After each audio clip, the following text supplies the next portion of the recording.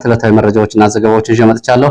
መረጃና ዘገባዎችን እየተከታተላችሁ አብራችሁ እንድትቆዩ ነው በአክብሮት የምጋብዛችሁ። በዚህ ሰዓት የተለያዩ መረጃዎችን ይዣለሁ። ከያዝኳቸው መረጃዎች መካከል ከሰሞኑን ከፋኖ ጋር በተያያዘ እንደዚሁ በነ ኮሎኔል ፋንታሁን ሞሐባው ላይ የመጨረሻ ተልዕኮ ተሰጥቷቸው ነበር የተባሉ የቀድሞ የፋኖ አባላት በተመለከተ ዛሬ አዲስ መረጃ ይዣለሁ። ከዚህ ጋር የተያያዘ ያለው መረጃ ምንድነው የሚለውን አብራችሁ ከቆያችሁ የምትሰሙት ይሆናል። እንግዲህ በአማራ ፋኖ ህዝባዊ ድርጅት ከፍተኛ አመራር የነበሩት እነ ማስረሻ ሰጤ ለመንግስት እጅ ከሰጡ በኋላና መንግስት ደግሞ የሰላም ድርድር አድርገናል ብሎ ፕሮፓጋንዳ ከሰራ በኋላ ከዛ ቀደም ብሎ ድርጅቱ ከኃላፊነት አግጃለሁ ከአባልነት ማባረሪያቸዋለሁ ካለ በኋላ ያሉት ጉዳዮችን በተመለከተ የተለያዩ በብልጽግና በኩልም እንደዚሁ ደግሞ በፋኖ በኩልም የተለያዩ መረጃዎች እየወጡ ነው የሚገኙት። ከዚህ ጋር በተያያዘ ዛሬ በዛ ቀጠና የነበረው ሁኔታ ምን ይመስላል የሚለውን በተመለከተ በተለይ ኮሎኔል ፋንታሁን ሞሐባውና የፋኖ መሪዎችን ማዕከል ያደረጉ የተለያዩ ጉዳዮች አሉ። እሱን የማድረሳችሁ ይሆናል። እየተከታተላችሁ አብራችሁ እንድትቆዩ ነው በአክብሮት የምጋብዛችሁ። በርከት ያሉ ዝርዝር የግንባር መረጃዎችን ይዣለሁ። እንደዚሁም ደግሞ ወታደራዊ አስተያየትም እንደዚሁ በዚህ ሰዓት አካትቻለሁ። ወደ መቀሌ የሚወስደን መረጃ አለ። ያሉት አጠቃላይ የህወሓት የግንባር የአርሚ የኮር የክፍለ ጦር ጉዳዮችን በተመለከተና በመቀሌ ከሰዓት በኋላ የተጀመረው ስብሰባ በተመለከተ እንደዚሁ ዝርዝር መረጃዎችን ይዣለሁ የማደርሳችሁናል። እየተከታተላችሁ አብራችሁ እንድትቆዩ ነው በአክብሮት የምጋብዛችሁ። የተለያዩ መልእክቶችን ልካችሁልኛል። ከላካችሁልኝ መልእክቶች መካከል ከፍተኛ ጥንቃቄ ሊደረግባቸውና ትኩረት ሊሰጣቸው ይገባል ያላችኋቸውን መረጃዎች አድርሳችሁኛል። ከነዚህ መረጃዎች መካከል በተለይ በቀድሞ በዩኒቨርሲቲዎችና ከፍተኛ የትምህርት ተቋማት የብሔር ፖለቲካ ማራመጃ ነበሩ።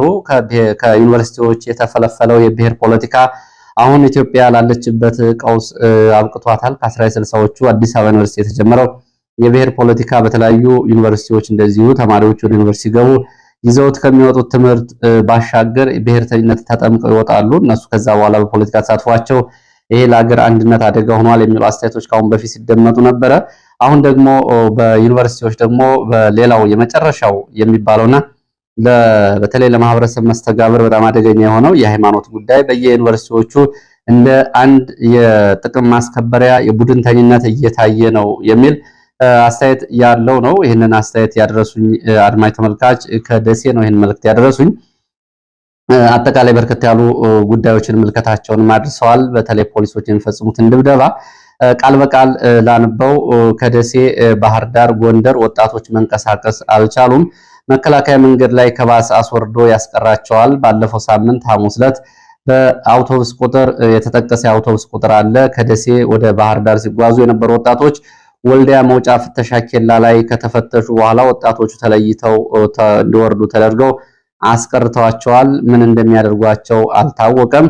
የደሴ ህዝባዊ ፖሊስ የሚባሉት ደግሞ በከተማው ህዝብን እያሰቃዩ ነው የሚገኙት።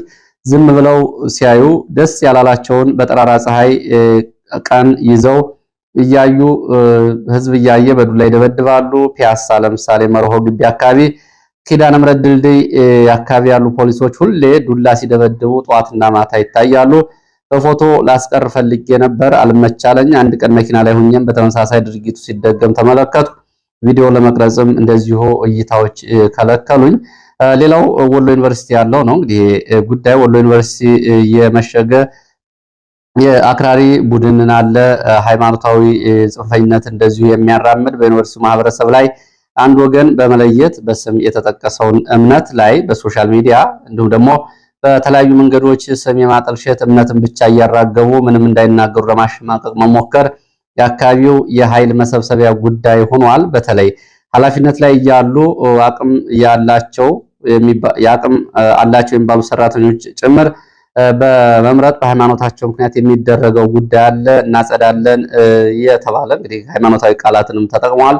ያው ጉዳዩ እንግዲህ ጥንቃቄ እንደረግበት በግራም በቀኝም ለሚል ነው የቀረቡት አስተያየቶች እንደው ሙሉ በሙሉ በሚዲያ ቢቀርቡ ያው እንግዲህ ምንም ብዙም ተገቢ አይደሉም። ለማንኛውም ግን ሃይማኖታዊ ቡድንተኝነት በዩኒቨርሲቲ ውስጥ እንደ አንድ የመደራጃ ስልት ሆኗል። በተለይ ወሎ ዩኒቨርሲቲ የሚለው ነው። እንግዲህ ይህንን በተመለከተ በአስተዳደሩም ውስጥ እንደዚሁ ሃይማኖትን የለየ ዘመቻ ይደረጋል የሚሉ አስተያየቶችን አድርሰውኛል። አመሰግናለሁ። ይሄ ጉዳይ እንግዲህ ካሁን በፊትም በተለያየ ጊዜ ጥቆማ የተሰጠበት መረጃ ነው። ከዛ ባሻገር በአስተያየት ላይ አስተያየቱ ሚዲያውን እንከታተላለን ቁጥር 1 ተመልካች ነኝ ያሉ አድማጭ ተመልካች መንግስት እያልክ ስትዘግብ ይህንን መንግስት የሚለውና የሰራዊቱን የመንግስት ኃይል እያልክ የምጠራበት መንገድ ማስተካከል አለበት። የሚገልጸው በዚህ መንገድ አይደለም ሊገለጽ የሚችለው የሚለው አስተያየቶችንም ተመልክቻለሁ። በእጅጉ አመሰግናለሁ። ሌላው አማራውን ትጥቅ አልባ የማድረግ ጉዳይን በተመለከተ እንደዚሁ አስተያየት አድርሳችሁኛል። በዚህ ጉዳይ ላይ እኔም ተጨማሪ መረጃዎችንና ወደኋላ እጅ ታሪካዊ እይታዎችም ጨምሬበታለሁ። አማራውን ትጥቅ አልባ ማድረግ በየቦታው አማራ ገበሬዎች ላይ በአንጡራ ሀብታቸው የገዟቸውን መሳሪያዎች በብልጽግና እየተወሰደባቸው ነው ይላል። እንግዲህ በመላ ኢትዮጵያ አማራውን ትጥቅ አልባ ለማድረግ እና ራሱን እንዳይከላከል ለማድረግና እንደፈለጉ እንደ ዱር አውሬ እንደስካሁኑ ለመግደል የሚደረጉት በመንግስት የማመቻቸት ሂደቶች መንግስት ተኮር ዘመቻዎች በእጅጉ አሳሳቢ ናቸው። ሁለት ሚሊሻዎች መሳሪያ ይዘው ወደ ፋኖ ሲገቡ ተቀላቀሉ ከሚለው ዜና ይልቅ በየቀኑ መከላከያ፣ አድማ ብተና፣ ሚሊሻ፣ ፖሊስ በየቦታው በየቀኑ የገባ ትጥቃቸውን የሚነጥቃቸው የአማራ ገበሬዎች ጉዳይ የተለየ አሳሳቢና አጀንዳ ሆኖ በብስለት ሊመራ የሚገባው ጉዳይ መሆኑን አድማጭ ተመልካቹ ይህንን አስተያየት አድርሰዋል።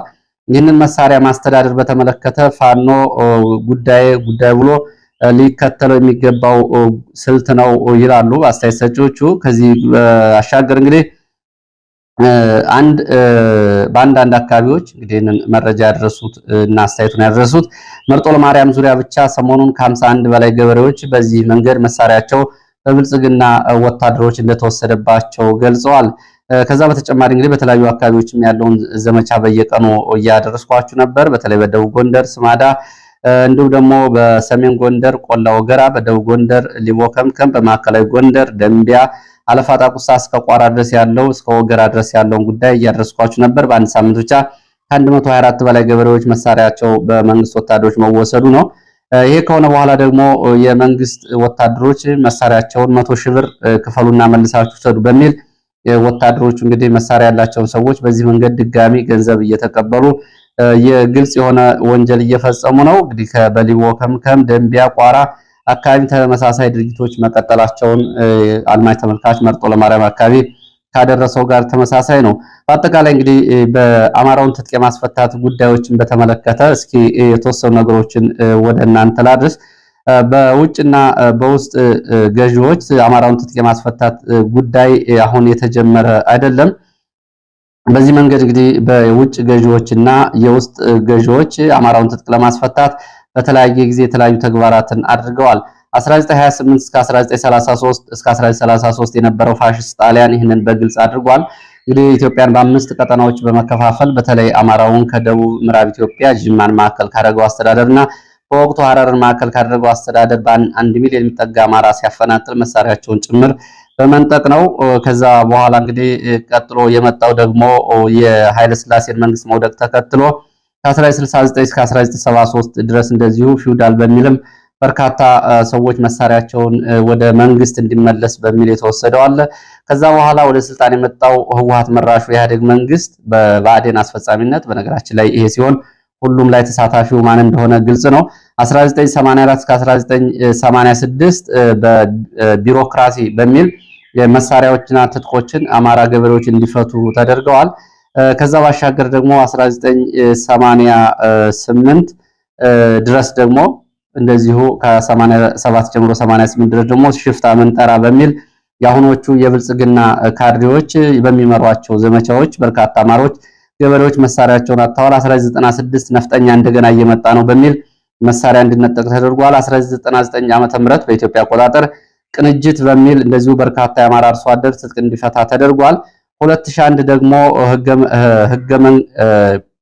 ህገወጥ የጦር መሳሪያና በነመለስ ዜናዊ ላይ የተሞከረው መፈንቅለ መንግስት ተከትሎ በርካታ በሲቪልም በወታደራዊም ያሉ አማራዎች የግል መሳሪያዎቻቸው ጭምር እንዲያወሩ ተደርገዋል።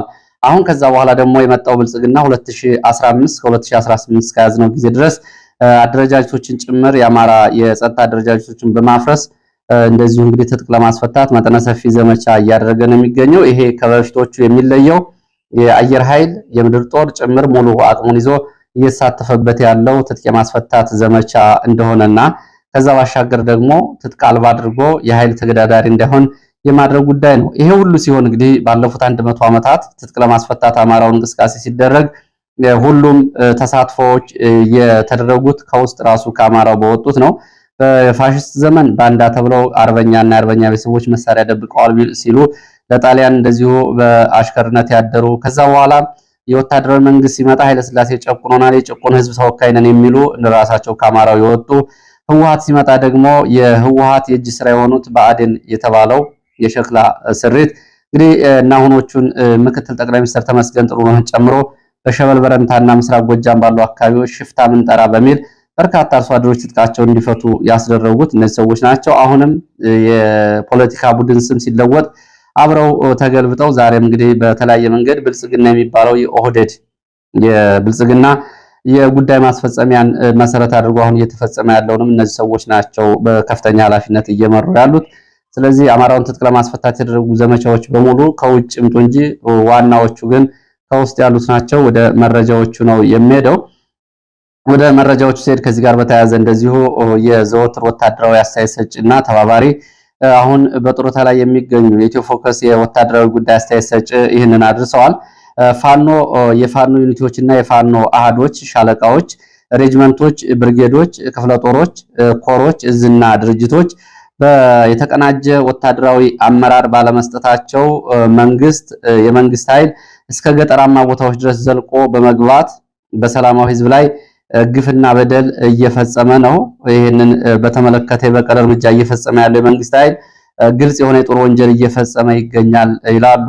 እንግዲህ ወታደር ይላሉ በአንድ ቦታ አልቆይም ብሎ ካሰበ የጭካኔ ተግባራትን ፈጽሞ ነው በፍጥነት ከአካባቢ የሚወጣው።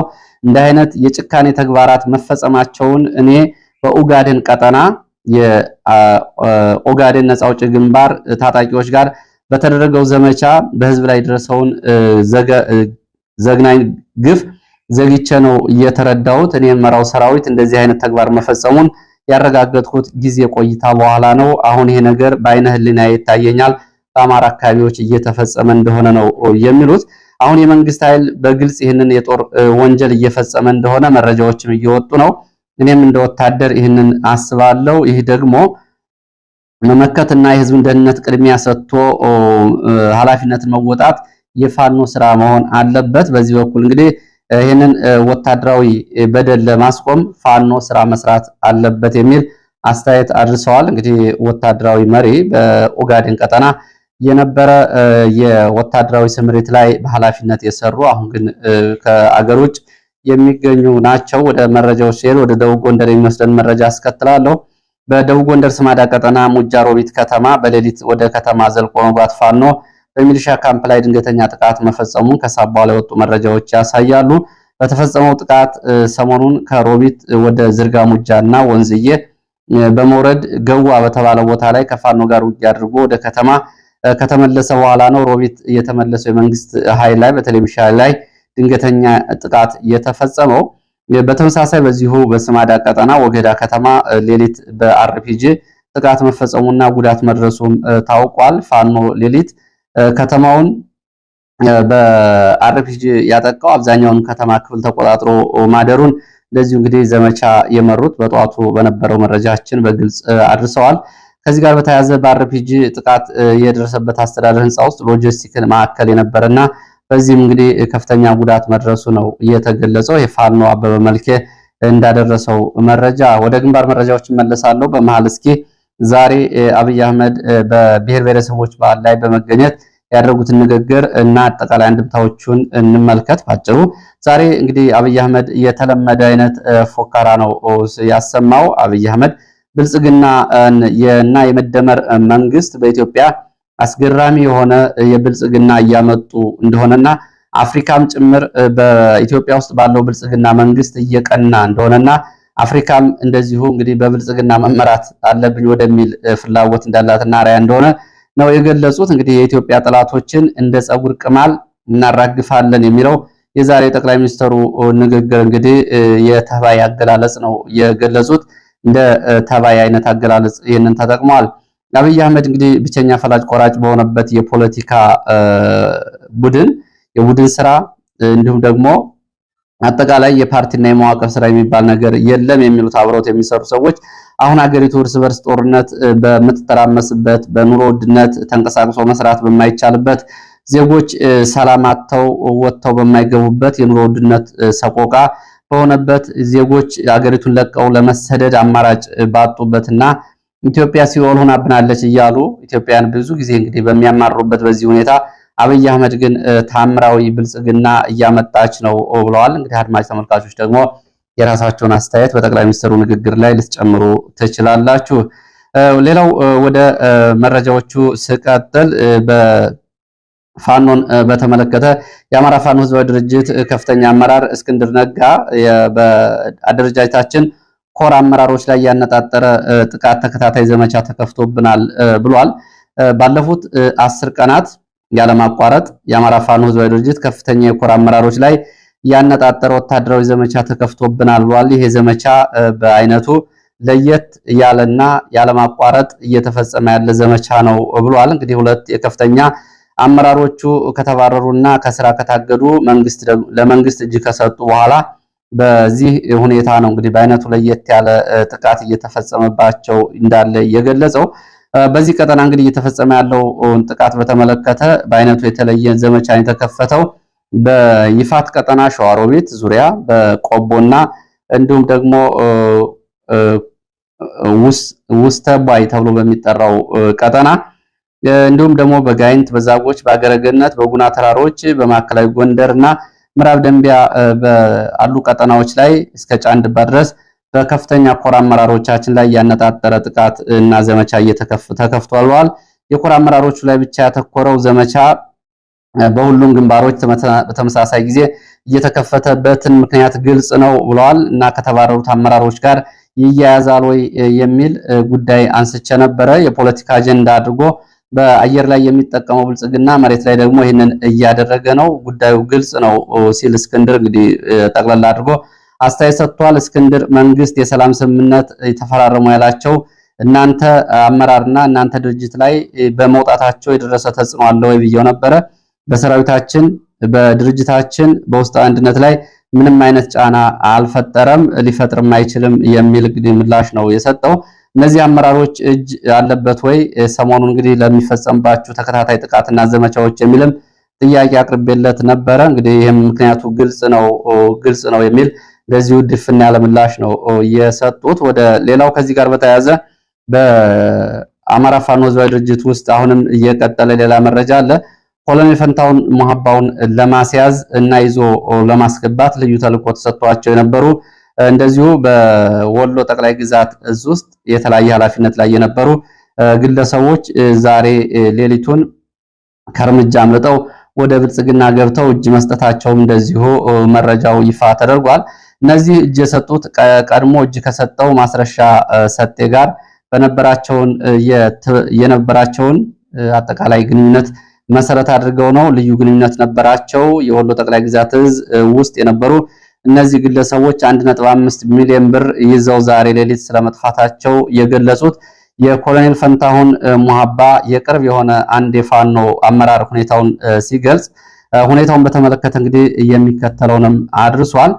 በስም የተለዩ 5 ሰዎች ማስረሻ ሰጤ እጅ ከሰጠበት ቀን ጀምሮ በደገር ቀጠና እንግዲህ በምዕራብ ወሎ ደገር ቀጠና የተደረገውን ዘመቻ ከውስጥ መረጃ እየተላላኩ ለማስከበብ ኮሎኔሉን ለማስያዝ እንዲሁም ደግሞ በኮሎኔሉንም እንደዚሁ እንዳለ በእጅ ለማሰጠት ያላደረጉት ምንም አይነት ጥረት የለም ይላሉ። ከኮምቦልቻ ጭምር ከኮማንዶዎች ጋር መረጃ በመለዋወጥና እንደዚሁ ወታደራዊ ስምሪት ከውስጥ በመቀበል ይህንን ሲያደርጉ ነበረ። የሁኔታውን አሳሳቢነት በመረዳት ማስተካከያ በፍጥነት በማድረግ ዛሬ ሌሊት እንግዲህ እርምጃ ከመወሰዱ በፊት ዛሬ ገንዘብ ይዘው ሌሊቱን ጠፍተው አድረዋል ነው የተባለው። እንግዲህ ይህንን በተመለከተ ጉዳዩ ከዚህ ከፋ ነበር የሚሉት የፋኖ አመራር ከሸዋ ፋኖ መከታው ከምስራቅ አማራ ፋኖ ብሔራዊ ኃይል ዕዝ ድርሳን ብርሃኔ ጋር ተከታታይ ወታደራዊ ድጋፎች ባይደረጉ ኑሮ በዚህ በነ ኮሎኔል ላይ የተሰጠው ተልዕኮ ከዚህ የከፋ ነበር። የነ ማስረሻ ቡድን በኮሎኔል ፈንታውን ላይ ሌላ ነገርም አስቦ ነበር። ኮሎኔሉ እንዲከበብና እጅ እንዲሰጥ ከማድረግ ባለፈ ሌላም እንደዚሁ የታቀደ ጉዳይ እንደነበር ነው እየገለጹ ያሉት የፋኖ አመራር። ዋናው የቡድን መሳሪያዎችንም ጭምር ይዞ እጅ ለመስጠት በተከታታይ ዋና የቡድን መሳሪያዎችንም እንደዚሁ ወደ ብልጽግና እጅ ለማስገባት ተልኮ ወስደው ነበረ። ለዚህም እንግዲህ የሚሰጣቸውን ጉርሻ እንደነበርና ሁኔታው ክትትሉ ሲያስገቡ ላለፉት 3 ቀናት ጉዳዩ በመጣራት ላይ ያለ ዛሬ ሌሊት እንግዲህ ጠፍተው ሂደዋል ሲሉ ነው የገለጹት ኮሎኔል ፋንታሁን። ይህንን በተመለከተ እንግዲህ አሁን ሁሉም ነገር ለማጥራት ሁሉንም መረጃዎች በማነፍነፍ የነማስረሻን ሰንሰለት ደርሰንበታል ስለማለታቸውም ተሰምቷል። በቀጣይ ቀናት ኮሎኔል ፋንታሁን ሁሉንም ለህዝብ ግልጽ ያደርጋሉ የሚል መረጃ እንግዲህ የኮሎኔል ፋንታሁን የቅርብ ሰው ይህንን አድርሰዋል። እንግዲህ ጉዳይ በቀላሉ የሚታይ ጉዳይ አይደለም። ከብዙ ሰዎች ጋር እነማስረሻ ኔትወርክ አለ። አሁንም የፋኖ ውስጣዊ አንድነት አደጋ ላይ የመጣሉ ጉዳይ እንግዲህ ሳይታለም የተፈታ ነው። አሁን ደርሰንባቸው ግን ብር ይዘው አመለጡ የሚለውም ውሃ የሚቋጥርም አይደለም። ምክንያቱም ከተደረሰበት እንግዲህ ያው ፈጥኖ ጉዳዩን መቆጣጠር እንጂ ከሆነ በኋላ አውቀን ነበር የሚለው ብዙ ጊዜ አገላለጹም ብዙ አሳማኝም ይሆን አይደለም። ብዙ ጊዜ እንግዲህ እናውቅ ነበር እነዚህ ሰዎች እንዲነበሩ የሚባል ነገር አለ። ፋኖ የሆኑ ሰዎች እጅ ከሰጡ የሆኑ ሰዎች ጥያቄ ካነሱ እናውቅ ነበር ይባላል። እያስተካከሉ መሄድ ነው እንጂ ጉዳዩ እናውቅ ነበር ማለት በቀጠሮ ላይ ያው እንግዲህ ህይወት ዋጋ በሚከፈልበት ትግል ውስጥ እንዲህ አይነት አገላለጾች ያው ዋጋ ማስከፈላቸው አይቀርም። ለማንኛውም ዛሬ ያለው ሁኔታ ይህንን ይመስላል። በሌላው በዚህ በከለላ ደገር ከህዳር 20 ጀምሮ ለ10 ቀናት የቀጠለ ዘመቻ እንግዲህ ሰሞኑን ሲደረግ ነበር። ይህን ጉዳይ ከዚህ ጋር እየተያያዘ መሆኑን ነው መረጃ ምንጮቹ እየገለጹ ያሉት። ወደ ሌላው መረጃችን ስንሄድ ወደ መቀሌ የሚወስደን መረጃ ነው የሚያስከትለው። ወደ መቀሌ የሚወስደን መረጃ የህወሓት አጠቃላይ ወታደራዊ የአደረጃጀትን በተመለከተ በ3 ግንባር በ15 አርሚ በ3 ኮር በ9 ክፍለ ጦር እንግዲህ እያንዳንዱ ኮር ማለት ነው 3 ግንባሮች አሉ፣ 15 አርሚዎች አሉ። እያንዳንዱ አርሚ 3 ኮር አለው። እያንዳንዱ ኮር ደግሞ 9 ክፍለ ጦር መዋቀሩ ነው እንግዲህ የሚገለጸው። በአጠቃላይ ከዚህ ጋር በተያያዘ በ27 ኮር ክፍለ ጦሮች የተደራጀው የህወሓት ኃይል ከዚህ ውስጥ እንግዲህ ብዙ ክፍለ ጦሮችና ኮሮች አመራር እንደሌላቸው የወጡ መረጃዎች ዛሬ ገልጸዋል። 4 አርሚዎች እንዲሁም ደግሞ ወደ 11 የሚደርሱ ክፍለ ጦሮች መሪ የላቸውም ነው የተባለው። ይሄ የሆነው እንግዲህ ታጣቂው እየተበተነ ያለውም ለዚህ የተዳረገውም የህወሓት ሰራዊት በታደሰ ወረደ በመመራቱ ምክንያት ነው የሚሉ ጉዳዮች ናቸው እየተነሱ ያሉት። መቀሌ አካባቢ ታደሰ ወረደ 3 ጉልቻ ላይ 3 ድስት ጥዷል። 3ቱንም ድስት ግን የማሰለው አይደለም፣ እያረረበት ነው። ስለዚህ ኃላፊነት መልቀቅ አለበት የሚል ዘመቻ መጀመሩን የወጡ መረጃዎች ያሳያሉ። አንደኛው የትግራይ ታጣቂዎች ዋና አዛዥ የሚለውን ኃላፊነቱን እስካሁን አለመልቀቁ፣ በዚህ በኩል በቂ ስምሪት እየሰጠ ባለመሆኑ ከላይ የተገለጸው አርሚዎችና ክፍለ ጦሮች አመራር የላቸውም። ሁለተኛ የትግራይ ጊዜያዊ አስተዳደር በመሆኑ ፖለቲካና ወታደራዊ አስተዳደሩን ደርቦ በመያዙ በዚህ ምክንያት፣ ሶስተኛው ደግሞ ራሱን በትግራይ ፖለቲካ ውስጥ እንደዚሁ በወታደራዊና በፖለቲካ አደረጃጀት ይዞ ለመውጣት የሚያደርገው ጥረት ይሄ 3ቱ ተግባራቶቹ የትግራይን ታጣቂዎች ያለ መሪ እንዲቀሩና ጥያቄያቸው እንዳይፈታ ታጣቂው እንዲበተን እንዲሁም ደግሞ የተለያየ ጥያቄ እንዲያቀርብ አድርገውታል በሚል ታደሰ ወረደ ለዚህ ኃላፊነት መውሰድ አለበት በሚል ጥያቄዎች እየተነሱ ነው የሚገኙት። እንግዲህ ባለፈው አርብ ለተጠርቶ የነበረው አስቸኳይ ስብሰባ በታጣቂዎቹ መቀሌ መግባትና ታጣቂዎቹ ከተማው ውስጥ አንዳንድ ቢሮዎችን፣ የሬዲዮ ጣቢያ፣ የቴሌቪዥን ጣቢያዎችን እንዲሁም ደግሞ ጊዜያዊ አስተዳደሩን ከበባ ማድረጋቸውን ተከትሎ ስብሰባው ተራዝሞ ነበር። ዛሬ ስብሰባው ተጀምሯል። የህወሓት የኮር አመራሮች፣ የክልልና የዞን አመራሮች፣ የወረዳ አመራሮች ስብሰባ ዛሬ መቀሌ ተቀምጠዋል። ስብሰባው ተጀምሯል።